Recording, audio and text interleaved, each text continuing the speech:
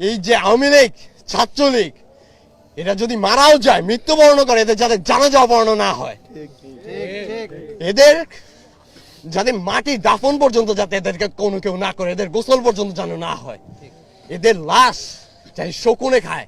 আমার বাবা কি দোষ করছিল? না তোমাদেরকে কোনো সময় কোনো কিছু বলছে, নাকি কারোর কোনো ক্ষতি করছিল? আমার বাবা তো তোমাদেরকে কিছু করেনি। আমার বাবা 18 জুলাই এশার নামাজের পরে যখন মসজিদ থেকে বের হন, এলাকার সবাই আমার বাবাকে দেখেছিলেন। সবাই বলতেছিলেন যে ছাত্রলীগ সৈন্যরা ঘিরে ধরে রেখেছিলেন যাতে আমার বাবা কোনোভাবে বের হতে না পারে। তো তাদের মতে ছিল যে আমার বাবা হয়তো বা জামাতের কোনো বড় কোনো লিডার বা বড় কোনো পর্যায়ে আছেন, হয়তো আমার বাবা এর সাথে জড়িত। একটা জিনিসই বলার থাকবে যে মুসলিম কান্ট্রিতে যদি নামাজ পড়া যদি আপনার দোষ হয়ে থাকে, মসজিদ থেকে বের হনো যদি তাদেরকে জামাত শিবির বলা হয়, তাহলে তো মসজিদ মাদ্রাসায় যারা আছেন তারাও তো সবাই জামাত শিবির, তাদেরকেও তো তাহলে গণহত্যা করা উচিত ছিল। পরবর্তীতে ইনভেস্টিগেশনে জানা যায় যে আমার বাবার লাশ নাকি দক্ষিণ কাজলার টোল প্লাজার সামনে নাকি ফেলে রাখা হয় রক্তাক্ত অবস্থায়। ওখান থেকে নাকি যাত্রাবাড়ি থানা নাকি তাদেরকে, আমার বাবার লাশকে নাকি উদ্ধার করে শাহবাগ থানায় নাকি হস্তান্তর করে, এবং শাহবাগ থানা নাকি শাহবাগ থেকে আপনার ঢাকা মেডিকেলে হস্তান্তর করে। আমি আমার বাবার লাশের জন্য আমি ঢাকা মেডিকেলে যাই। পুলিশ আমার সাথে অনবরত তর্ক বিতর্ক করে। এক পর্যায়ে একজন পুলিশ সে বলে যে আমাকে একটা পুলিশ পারমিশন নিয়ে আসতে ঢাকা মেডিকেলে ঢোকার জন্য। আমি বলি যে আচ্ছা ঠিক আছে, আপনি আমাকে পুলিশ পারমিশন এনে দিলে ঢুকতে দিবেন তো? তিনি বলেন যে হ্যাঁ, আমি তো আমাকে ঢুকতে দিব। আমি আমার থানায় আসি, আমার ওয়ারি থানায় এসে আমি অনেক কষ্ট করে তাদের কাছ থেকে একটি পুলিশ পারমিশন নিই। পুলিশ পারমিশন নিয়ে আমি যখন তাদের কাছে যাই, তুমি তোমার বাবার লাশ এমনিই পাবে। আমি বলি যে আমার বাবার লাশ আছে না কি আছে তা তো আমি জানি না, আপনি কিভাবে বললেন যে আমার বাবার লাশ আছে? তিনি বলতেছে যে এখানে যেহেতু তুমি আসছো, তুমি অবশ্যই তুমি ধারণা করে আসছো যে তোমার বাবার লাশ আছে। আমি বলছি যে অবশ্যই না, আমার বাবা তো এখানে ট্রিটমেন্ট অবস্থাও থাকতে পারে, গুলিবিদ্ধও তো হতে পারে, আপনি কিভাবে বলেন এই কথা? যখন তার সাথে তর্ক বিতর্ক চলতেছে, এক পর্যায়ে তিনি আমার গায়ে হাত তুলেন। আমার দুজন বন্ধুরা ছিল, তারা আমাকে যখন পিছনে ঠেলে নেয়, তারা আমাকে বলে যে পিছন থেকে নাকি দুজন পুলিশ নাকি তাদের রাইফেল নাকি রিলোড করে নিছে আমাকে মারবে বলে। আমার এখনো কনফিডেন্স আছে যে আমি যদি ওই দিন যদি ঢুকতে পারতাম, আমি আমার বাবার লাশ পেতাম।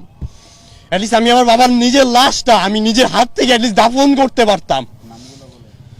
আমার এখনো মনে আছে ওই পুলিশের সাব ইন্সপেক্টরের নামটা কামরুজ্জামান, আমার তার নামটা এখনো স্পষ্ট মনে আছে। তার সাথে আমার তর্ক বিতর্ক হয়েছিল, আর কোনো উপায় না পাই তখন আমি অনেক কষ্ট করে আমাদের ঢাকা বিশ্ববিদ্যালয়ের ফরহাদ ভাইয়ের সাথে আমি দেখা করি। ফরহাদ ভাইয়ার সাথে আমি পরিচালকের রুমে যাই যখন, তখন আমাকে পরিচালক বলে যে যেহেতু তোমার বাবা, আমি তোমাকে এখন বলে দেই, তবে তুমি এই কথাটা গোপন রাখবে। কিন্তু এখন যে সময়, তার এই কথাটা গোপন রাখার মতো না। তিনি আমাকে বলেন যে 1000-এর উপরে লাশ হবে, তিনি নাকি আঞ্জুমান মফিদুল ইসলামকে দিয়ে দিয়েছে। তারপর যখন আমি আঞ্জুমানে যাই, আঞ্জুমানে যাওয়ার পর ঠিক 2 থেকে 3টা ফাইল যখন উঠায়, তখন আমি আমার বাবার ছবি দেখতে পাই। আমি তখনই তাদেরকে বলি যে এই ছবিটা একটু বের করেন কাইন্ডলি। তারা যখন ছবি বের করে, আমি আমার বাবাকে স্পষ্টভাবে চিনতে পারি।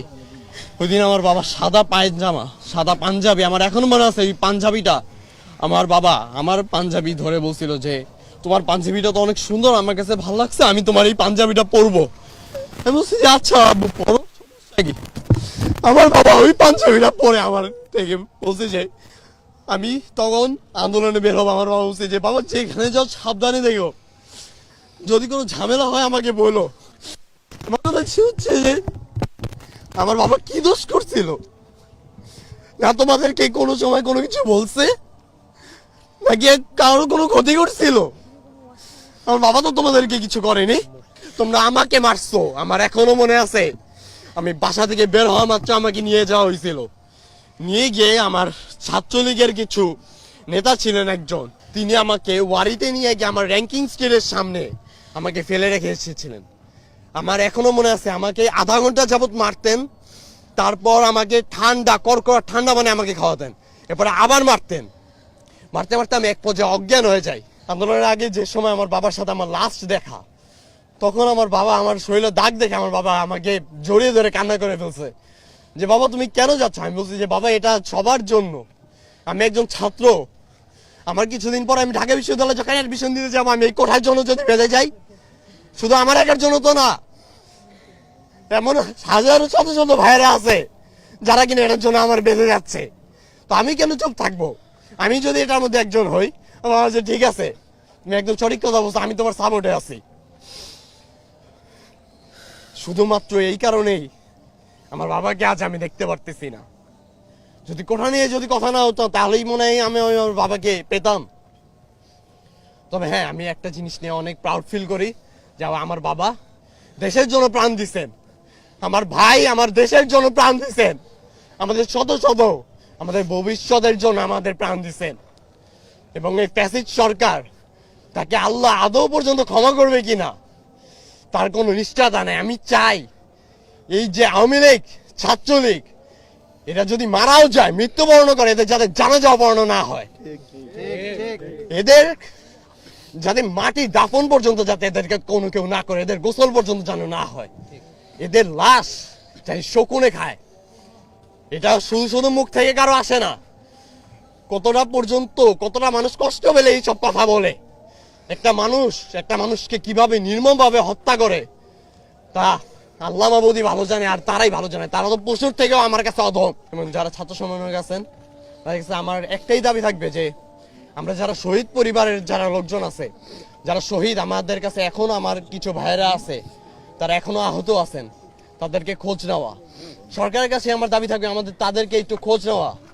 তাদের অনেকেই আছেন যারা নিজের মেয়েকেও খুঁজে পাচ্ছেন না।